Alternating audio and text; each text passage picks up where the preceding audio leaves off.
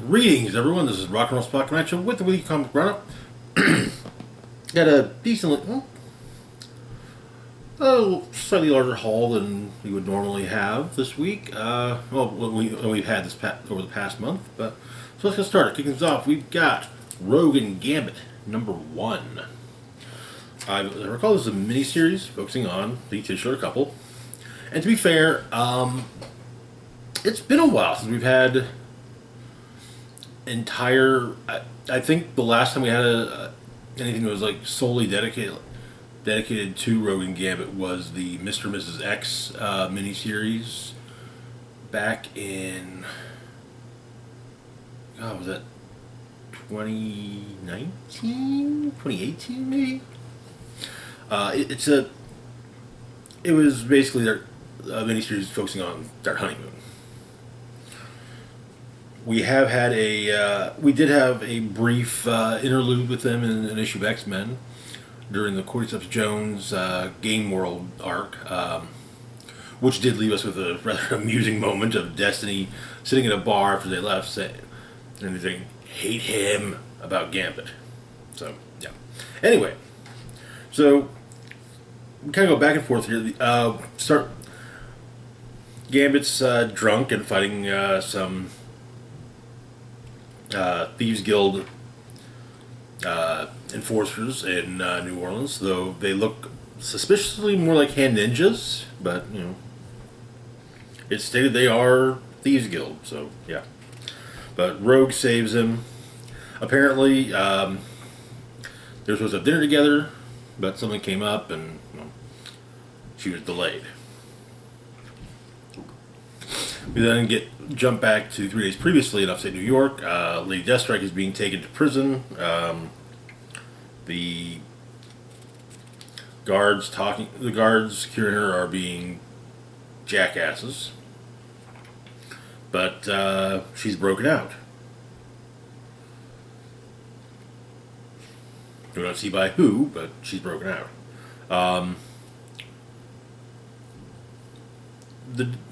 Back in New Orleans, in the present, Rogue and Gambit are discussing everything, and it does feel like they're kind of having I don't want to say a falling out, but just kind of a hey, we don't, well, something always comes up, we don't have time, we get, and there were apparently the plan was to take a vacation so they could, actually have the time for each other. But Destiny shows up and basically says that she needs Rogue to bring Manifold, Eden Fessy, to her, or to find him. Not so much bring him to Destiny, but find him. And it's important, and Destiny adding that there's no one that she trusts more than Rogue, at least for this. But and they agree. They go to Manifold and who's outside Vegas. He's working something presumably for the Avengers, as he does have Avengers status. He was a member of Jonathan Hickman's Avengers team back. I don't know when that run began, but yeah, he was a part of that. So. But apparently a handful of villains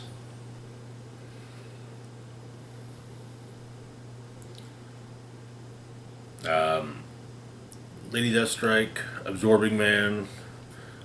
Pictures on the monitors also include Electro and I think Scorpion. Have all disappeared. And it appears that since high amounts of electricity were used to take Deathstrike, perhaps Electro is an accomplice, not so much a victim here. But Ambassador Brousseau is flying into a private airstrip outside of Las Vegas around sundown. So the plan is that Manifold's going to see what's what, and so Rogue and Gambit up to give him some backup. There's a mission report adding that there are a handful of others that have disappeared. Juggernaut and Vanisher. Juggernaut, that's an interesting one, seeing as how, Krakoa, so yeah. Vanisher, to be fair, I don't think we've seen Vanisher since, well, at least since the Krakoan Age began. I know that the last time I remember seeing Vanisher was actually when he was killed during Second Coming. So, that was a while ago. But, at the very least, Deathstrike is being sold, so to speak, to Brousseau. There's a control switch that is also to be utilized that Brousseau is getting to, so that he can control Deathstrike. But the sale is foiled by Manifold, Gambit, and Rogue showing up. There's another device that she's got that's able to basically turn off mutant powers. Gambit can't charge up cards. Rogue's no longer invulnerable. But Manifold has just enough power left to open a portal and send them away. But then he gets tagged with one of the control doodads. And that is where the issue ends. Alright. Strong start. This looks like it'd be a fun miniseries, and I think it's still going to be the case. I really do enjoy the dynamic between Gambit and his mothers-in-law. Even though we didn't see Mystique, it's been made very clear that Mystique also has a similar disdain for her son-in-law as Destiny does. Anyway, moving on to our next book, we've got X-Force number 38. Where we left off, X-Force had determined where the man with the peacock tattoo is. Turns out he's on Genosha, a part of the island that wasn't affected by Cassandra Nova's Sentinel assault back at the beginning of Grant Morrison's X-Men run. But he's making, and his plan is to make an Omni-Mutant. That was apparently the plan also of the Gen Engineer, whom the man with the peacock tattoo is a clone of. The idea behind Omni-Mutant would be a mutant that has all of the best power sets. But X-Force has arrived on Genosha. They're fighting giant, skinless monstrosities. But Deadpool leaps down the throat of one of them and slices his way through the various innards and, well, yeah.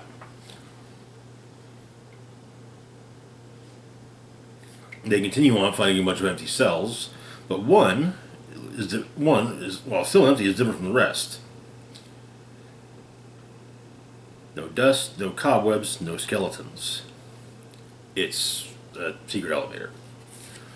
The further down they go, however, it's harder for Sage to keep in touch. A creation of the man with the peacock tattoo is Max, apparently, who seems to be a clone of Quentin Quire. Or perhaps a clone of himself with some of Quire's DNA mixed in. But Max has read the man with the peacock tattoo's mind and discovered that man with the peacock tattoo is not exactly a positive father figure.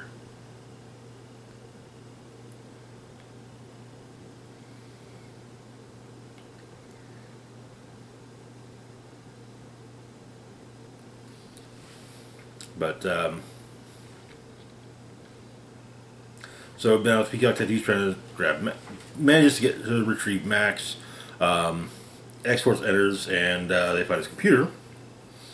So, with the upgrades to his tendrils that Omega Red has received, he proceeds to basically hack the computer for Sage. But they're attacked by a mutant that has been created, who looks to be a combination of Colossus, Wolverine, Beast, and using non-mutant DNA, Spot, the Spider-Man villain with the spots that can, teleportation stuff. There's a lot of information, including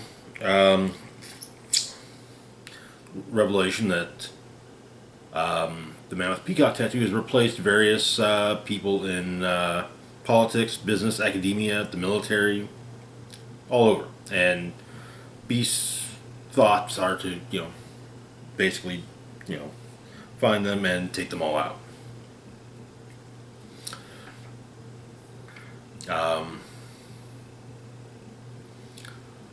The fight against the creation of the man with peacock tattoo does not seem to go well, and in fact, it has incorporated the death spores of or the death pheromones of Omega Red and uses them on him, killing him at least for the moment. The man with peacock tattoo intends to experiment on testing the limitations of Deadpool's healing factor and how well it compares to Wolverine's. But,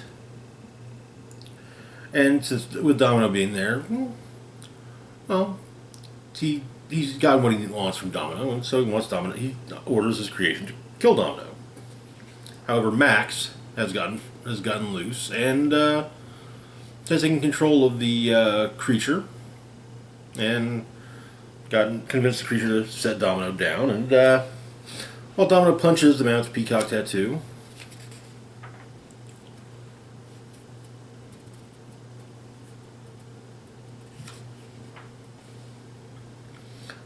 she discovers when because Max, she discovers his own scarring, and while she decides that she's not going to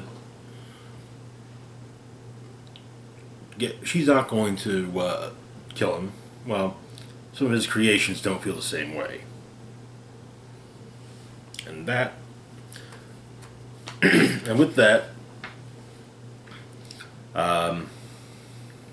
X-Force, along with Max, return to Genosha as the Mouth Peacock Tattoo's compound explodes.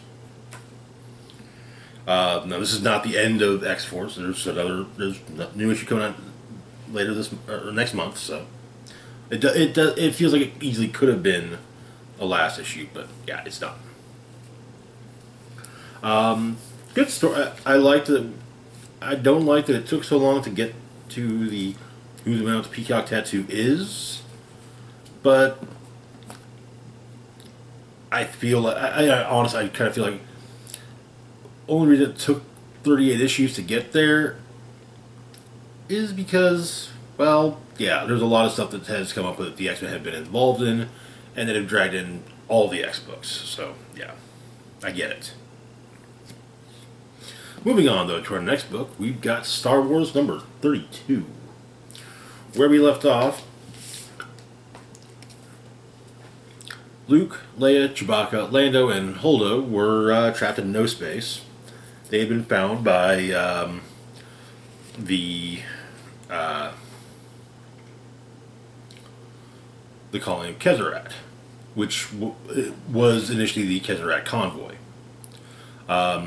Captain Blythe, who's the leader of the colony, has explained to our heroes what they've been through over the centuries, and also separated them to integrate them with the colony. But, well, yeah, Chewie found looking at the schematics and everything. Chewie noticed something and seems to have an idea. However, Luke has. It mainly is focused on getting the Jedi text back that is aboard Holdo's ship. Chewie explains that he needs to talk. He has an idea, and but he. However, his guards don't seem to speak don't speak Shuriwook. So the guards take him to Lando, who does speak Shuriwook, and so Lando is able to translate their plan to Captain Blythe. Turns out that they've got that a bunch of the ships have have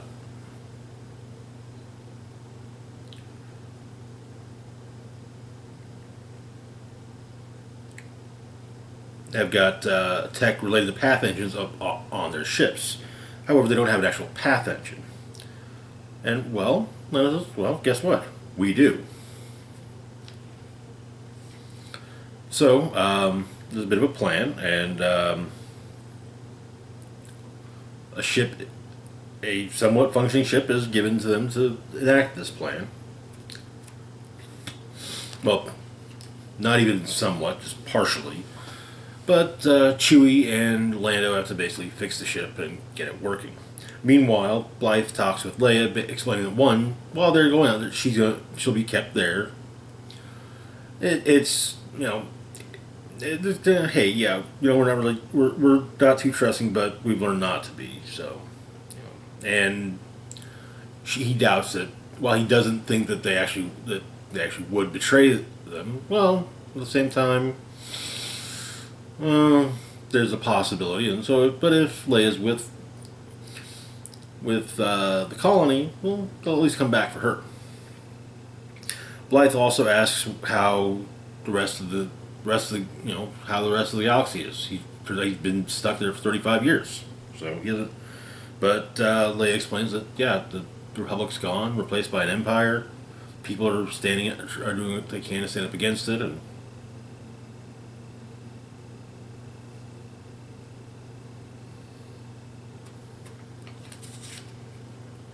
but they head to the where Holdo's ship landed. Turns out they were using spacesuits forever, so. But and their weapons. They gotta face the Killdroids, and Luke has managed to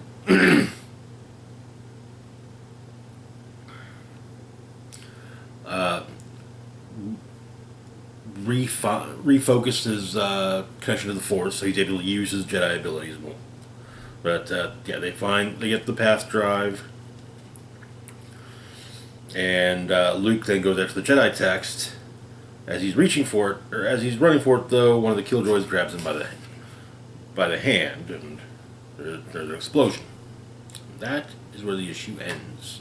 Now, of course, clearly Luke's okay, but yeah. You do get that idea that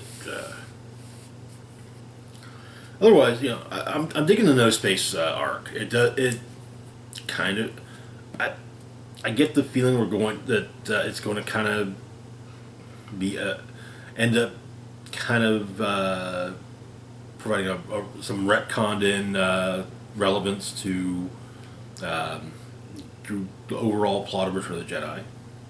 Anyway, moving on though to our next book, we've got Hidden Empire number 4. So where we left off, the Archivist had managed to escape with the Fermata cage, and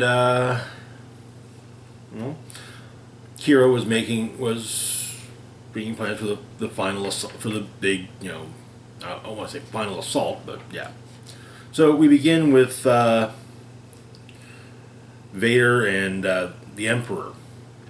I'm not sure if it's supposed to be a holo simulation or if they're on a ruined. I'm guessing Mustafar maybe, but Palpatine explains he hasn't used his lightsaber in so long, in years, and wants to spar with Vader. They have a brief sparring session, and the Emperor even states that he kind of regrets that they have to kill Kira because she will be missed. She was actually smart. She was she was kind of a worthy opponent. Meanwhile, the Archivist is talking with Kira and basically says she knows a place that's got plenty of dark side energy and plenty of life for the Fermata Cage, but by the time she's supposed to get it set up, the Empire's going to be on her. So, but Kira starts asking her other associates, Death Stick, who turns her down, the Knights of Ren, and she actually makes some good points to the Knights of Ren. They're going to be, as long as Vader and Palpatine are alive, the Knights of Ren are going to be on the run, especially after breaking into Vader's castle.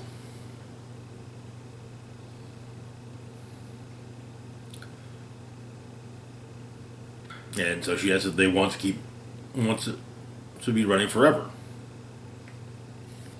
And yeah, they agree. She also gives Cordelia a data disk, presumably some final instructions, and just in case.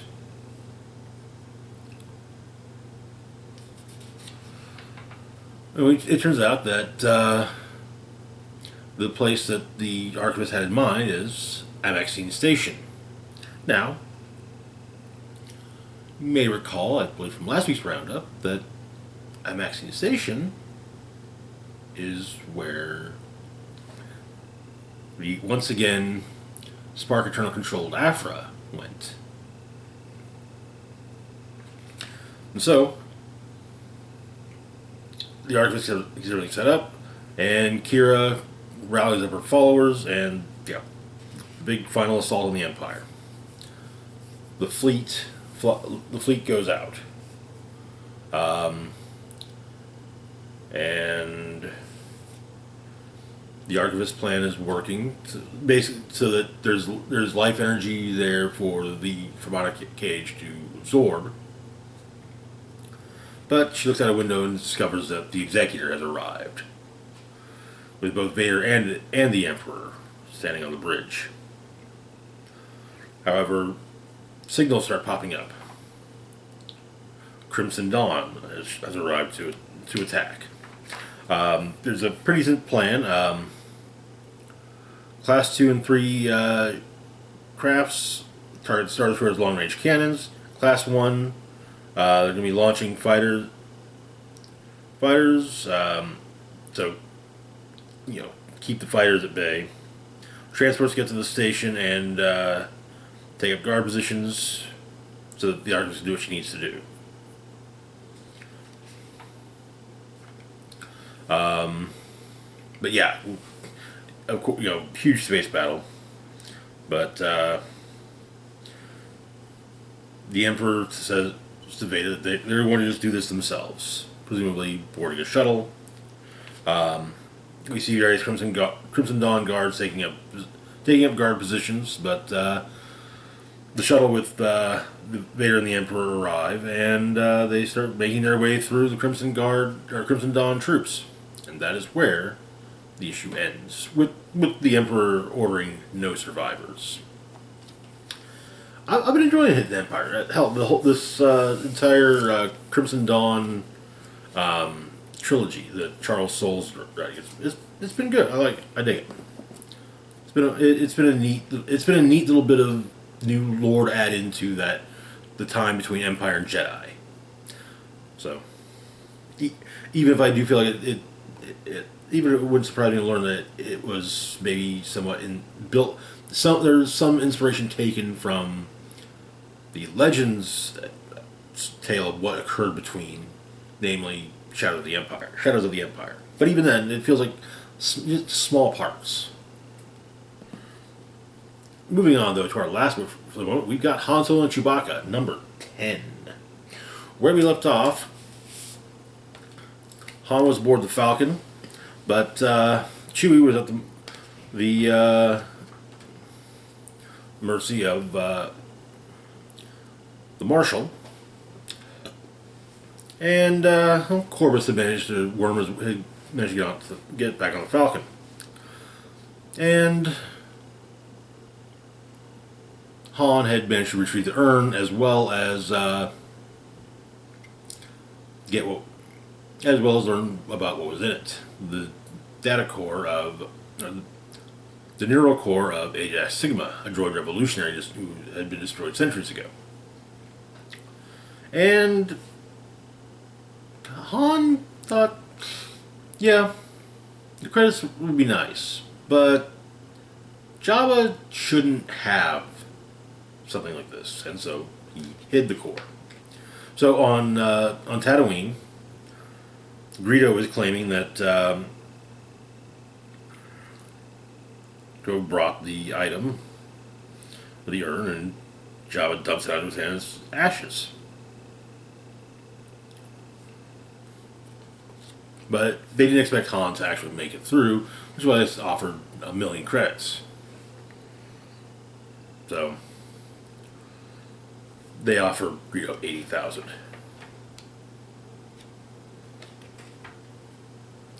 But a day and a half previously, Corvus and Han are fighting on the Falcon, but Kel's crew has showed up and also is going after the Falcon. And Corvus brought a training remote to use against Han. It seems like maybe Han kept the training remote and would opt to use it later, or at least let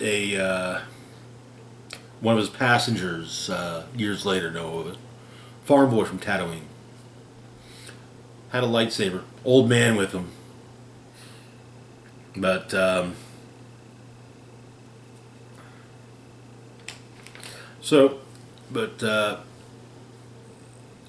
Marshal,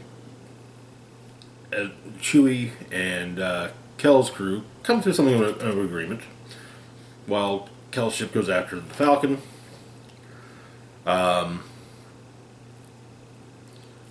But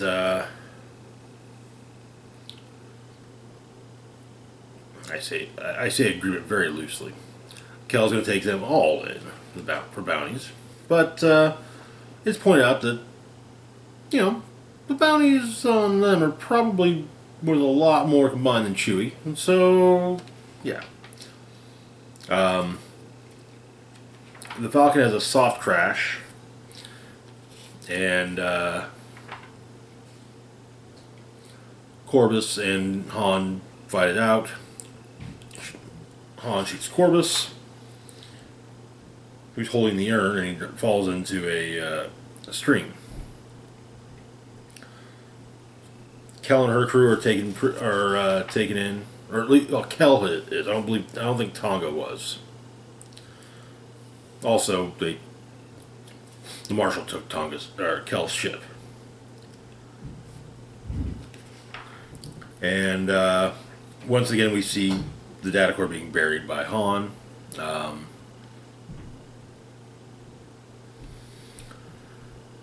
But speaking of Phaedra, Han says there are two options. One,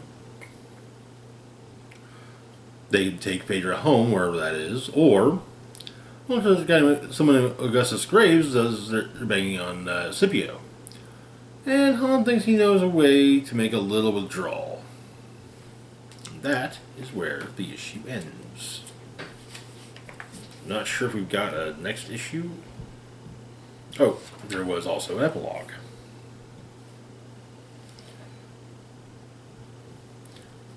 I must have missed the epilogue.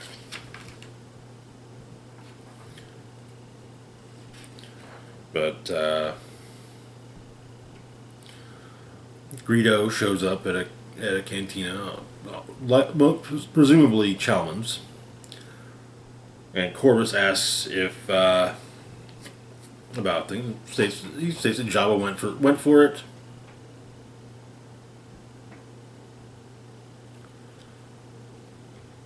Turns out the ashes were just charred Ronto.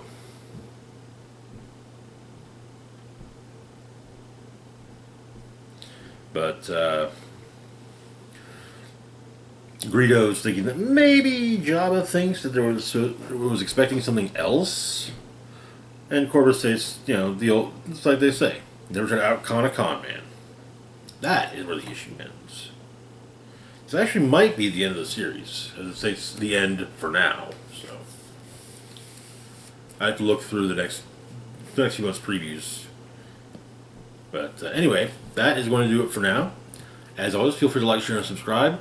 Links to my Facebook, Twitter, Patreon, and PayPal can be found in the description box down below. This is Rock and Roll Spock signing off, saying, live long and rock hard.